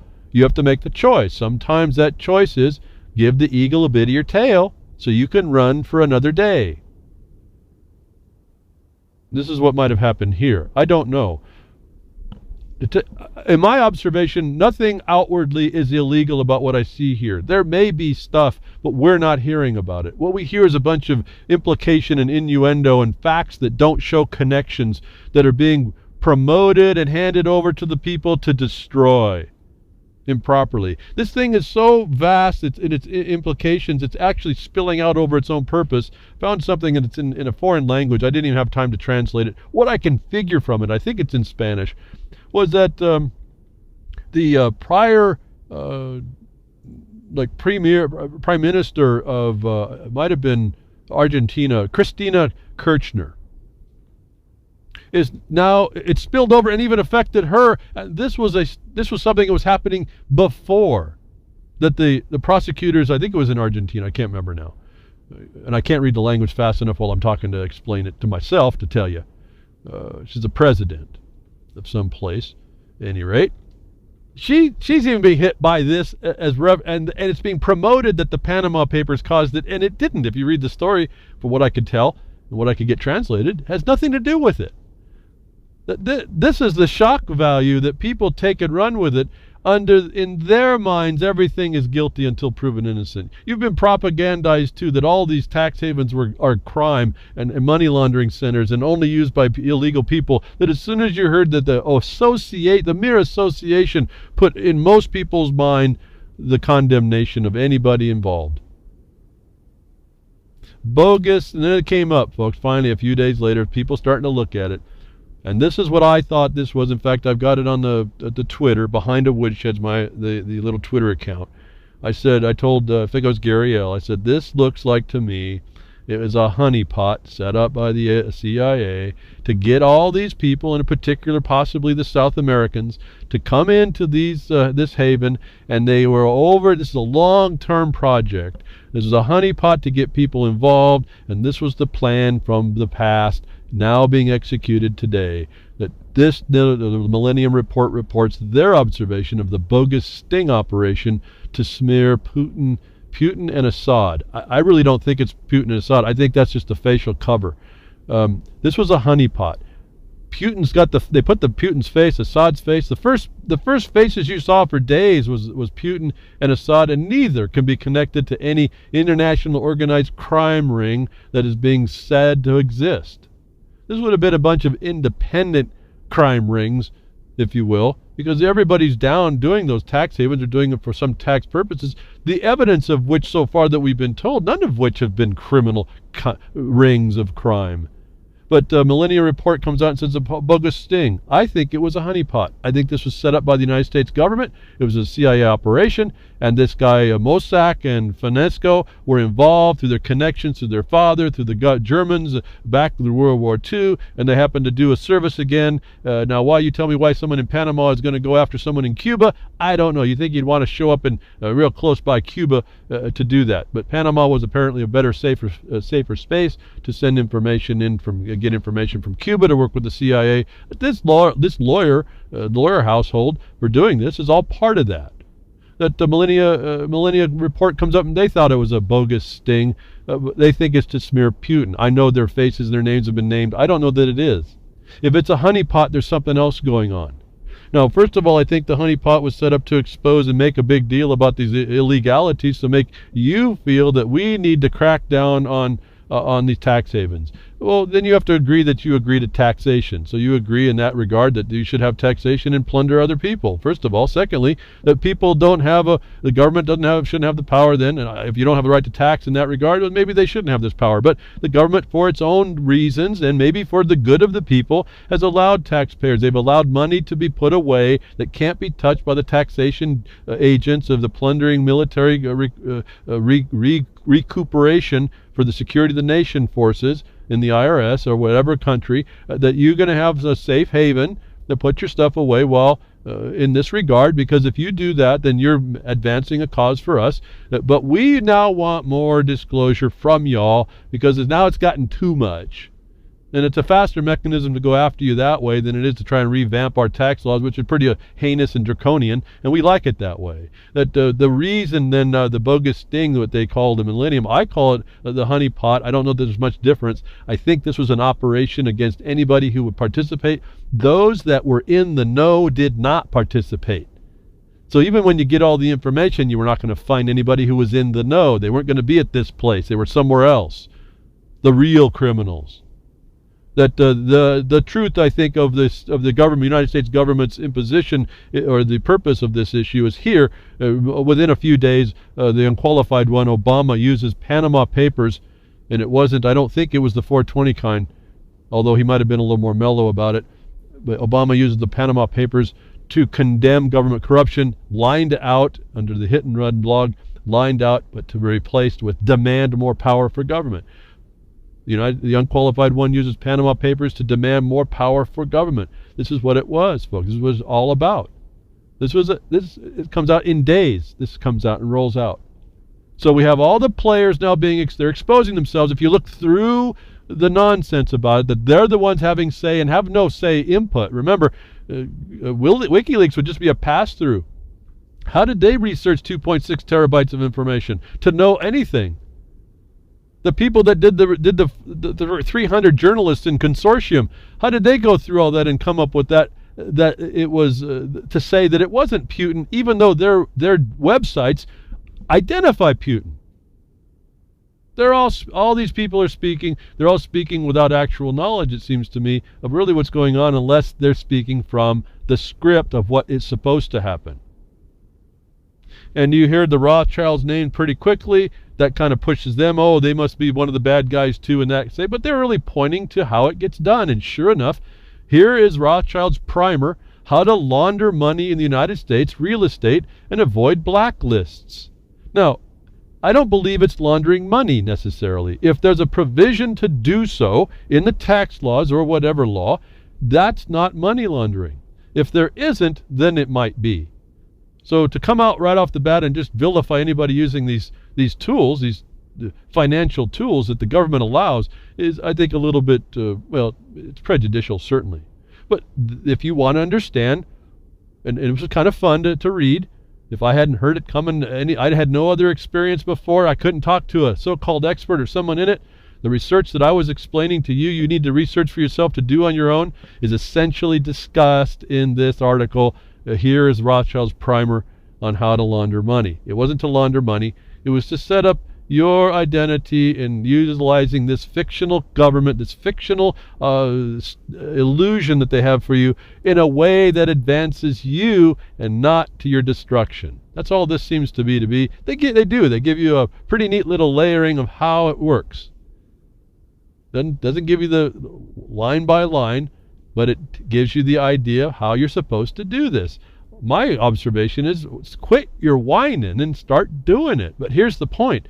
They're going to now start cracking down on this. See, they want more disclosure. The government doesn't, it's kind of gone beyond. There's more. You heard all the money that's involved that's going underneath the skin of this. They want it all back. It's all fraudulent anyway, but they want it all back.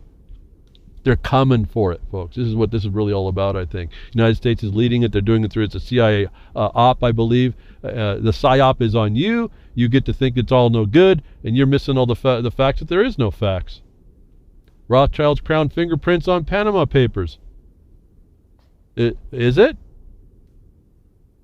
This week's release of the Panama Papers by International Consortium of Investigative Journalists, I can't call them journalists, they're just agents, folks, has sparked a geopolitical firestorm. The single source of 2.6 terabyte leak? Is it a leak? I don't know. It's handing off information of a company that didn't have very good security anyway. Anybody, I've read things, I think on Reddit, anybody who had any knowledge about how to get into these servers could have walked right in and got all the information pretty much available to anybody who knows about computers and without violating the law. How lax their IT was on security. The leak of Panamanian firm Mossack Fonseca contains more than 11 million records, including client drug money laundering and tax evasion. Okay.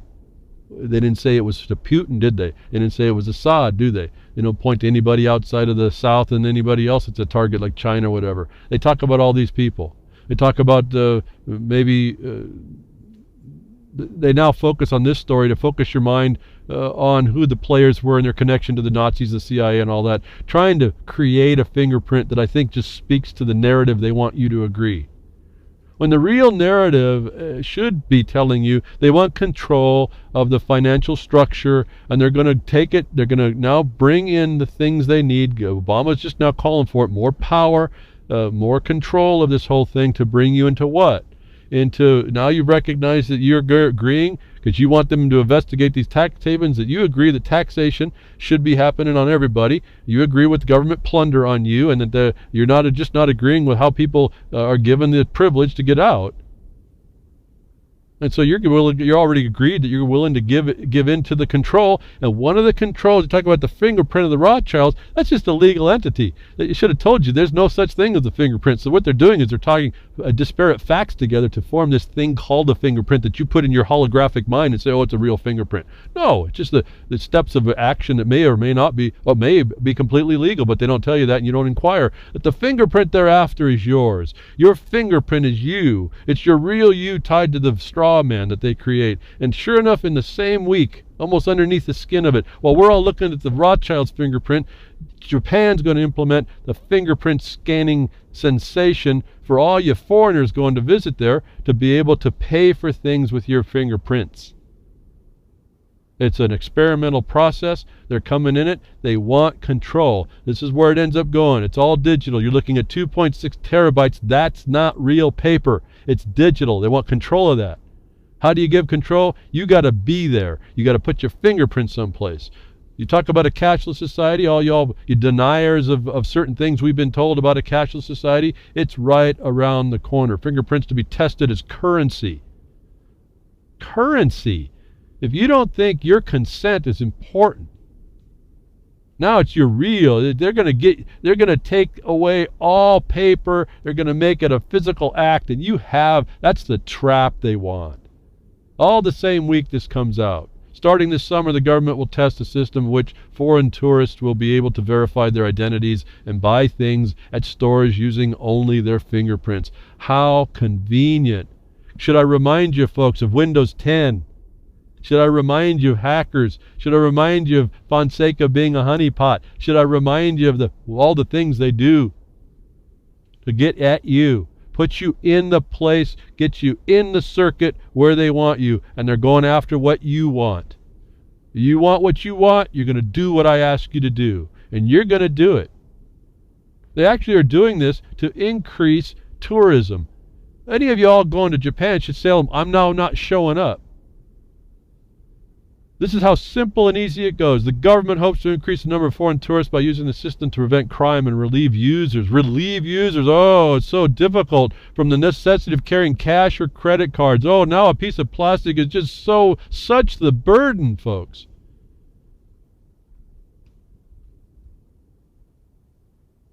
It aims to realize the system of 2020. It aims to realize the system by 2020. Remember, folks, there's the plan of 2020. It really aims to realize the system of 2020 Tokyo Olympic and Paralympic Games. Boy, yeah, aren't you going to be paralyzed? The experiment will be inbound tourists register their fingerprints and other data, such as credit card information at airports and elsewhere. I can't even tell you how bad this idea is for you, folks. All the hackers, all the things. You don't think that they can take your fingerprints off of things. You don't think that all the workers may be able to have access to everything you do. You think those systems can't be hacked? You think those systems are not being tracked? You think those systems are not being manipulated? This is a small little experiment. What happens when it goes global? And we see about all the false data that's created for the ends of whatever government is executing on this. We don't even recognize what Mossack Fonseca is, but we're going to rally up to kill off and throw out everybody who was involved with the tax haven, not realizing that we agreed to the taxes in the first place, and through the fictional system. How crazy are we? But here it comes, fingerprints to pay for your currency. Think about the connection. Your fingerprints are your currency. To me, that's no different than your signature. That's how connected this thing is to your consent. And that's how simple it is they get it. You believe and trust in that your currency is your consent, your trust, and your deed in voting every time for that system of commerce, to put you in the system, place you in the circuit of the societies that they're going to control globally. Now, I came on to, I think I got a link over at freedomsnetwork.com and social network of John McAfee, candidate for president, if you feel that you're so inclined. He explains essentially a similar thing. Last night I was watching him explain something similar to what I was telling you. He believes this was a setup as well. He understands these were all just tools. This is not the thing that they're being promoting, and who they tell you they're targeting is actually not what's going on. And so this is the thing I try to talk to you about. We got to look through all this. We have to be able to see who the players are that have continued to occupy our mind, continue to occupy our perception, continue to condition our sensory perceptions. This is on us to block out. This is coming down between what's happening and where it's going. It's coming down to you and your fingerprints and your system, and they're going to be taking these accounts and they're going to be making these accounts. These accounts are already out there in the world, actually, for you. You just don't quite understand that. And there's not a lot of understanding on how you get at them, and then you're denied when you start finding them. That John McAfee comes out with his view. It's kind of similar to mine. It's easy when you start looking at this, and he's a guy that's a security guy. He sees all this is supposed to be. A lot of it he doesn't find such a big deal about, but he does see an underlying condition that I don't even know if he quite understands either. I really can't tell you what the game is. I can just tell you I see the effects of where it's going. I can't see the overall plan at all. I mean, maybe we do, but I wouldn't be so bold to say that I do. Certainly not. So this is what this whole thing is. It's really a non-event in some regard. But they want you conditioned, and they're getting you to go in a certain way, and they're taking away the tools that they even gave to the oligarchs See, they're after the last 10%, folks, is what seems to be to me. They're after control. And here's what the bottom line to me was. It's a honeypot. All right? What's one of the main uses for a honeypot? And partly why we're probably not hearing a lot about the information being given out and only being fed certain information is because if the information exists, we don't even know if it exists. If the information exists, then those that were involved that haven't been outed yet can be blackmailed. And that seems to be the most direct thing and direction I can go with what Mossad Fonseca is. It's a big blackmailing scheme, and we'll probably never really see it. How are we all going to hear about 2.6 terabytes of information as well on top of it? If you were diligently researching it, you're going to have trouble going through it, let alone has the news feeds it out to you. Isn't this no different than the green-walled, we'll give you out this information that Snowden brought us over time? Same method here, folks. I'm really having trouble with these people. I don't want to condemn them. I don't want to think bad of them, but there's just a problem in the world. We can no longer be immune or insensitive to.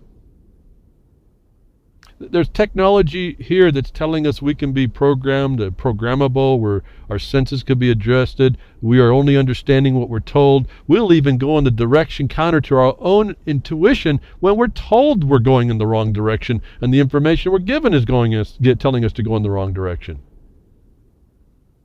You see in Iceland, rule of law and democracy. You're seeing mob rule. Democracy is mob rule. You watched it. Nobody had a thought of, wait a minute, maybe there's something lawful about what happened here. And you see it's a global reach. These tax laws are very similar enough that they all seem to work around the globe. Don't miss all these points, folks. This is just telling you how global this control is. Another evidence of that. So, my thought initially was, after I kind of got through the disclosure part, big leak, big deal, we're going to find out new secrets. Well, wait a minute, hold the horse. Who they focused on, and then what the situation was, the incongruities, who started speaking with knowledge they don't know, the incongruent information coming up against that knowledge from people that were also involved. Too many stories coming up that pointed out that those must be players, knowing the script. They know what to say. They know why they have to do it, because they have to position themselves in and out of your perception. And yet we were simply looking at what could simply be identified. As soon as you identify Mossack Fonseca with the CIA, and then we have USAID, and the government comes out saying we want to control, we want more disclosure on all these, we're going to constrain this, and they get your consent and your pitchforks and torches come out for this. Burn these witches, whatever. They got you, folks. This is what that was about. It was a honeypot. It was well planned for many decades. And it was executed. Part of it was executed. And we think it was executed. I don't know about 2.6 terabyte. Have you seen it, folks? They can tell us anything. No different than Snowden. They can have time now to fabricate information. They feed it to you. The feed is just no different than the GMO, Monsanto stuff. They feed you, folks. And you can consume it if you want. The problem is when you say, I don't want to consume it, that you sit silent. Because that non-eating and returning back to attack what is the crime on the people, of all people, is another sort of crime, right? You're just the accessory. We don't have much more in this war of the world. I mean, really, the movie it's on us. Our own aliens are here. They in talking about Nevada corporations, and you really do need to go look at that, I'll tell you. But Nevada corporations, and they put the word quote, the word foreign was used. There were foreign corporations in quotes because they're talking about the domestic United States. But in fact, when you understand jurisdictions and separateness, they are foreign, even though they're inside one tax code. See, so you understand that these attorneys and these people have constructed foreignness inside their unity. You have to understand that that's how they can suck you in. your nature being foreign can be presumed to be valid. And so these are if you look carefully at this, they're telling you how they take you out in this legalistic sense.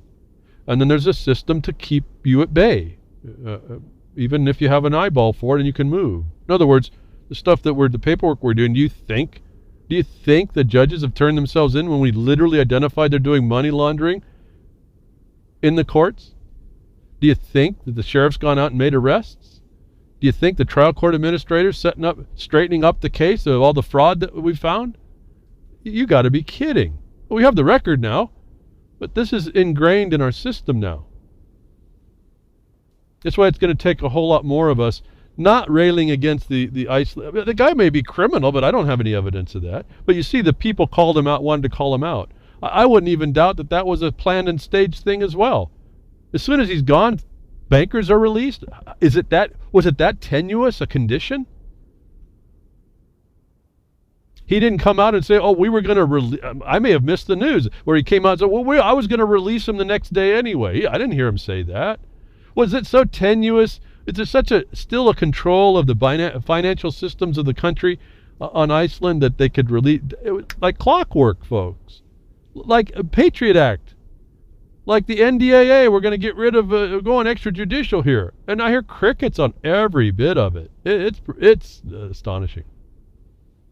And I have to say, it's looking at this technology. They're saying that they're doing it in the lab. It's hard for me not to believe it's not already on y'all. And myself, I'm not except that I have some kind of I have a barrier up from it. Otherwise, I wouldn't be able to see what I'm seeing. I got that much still in me.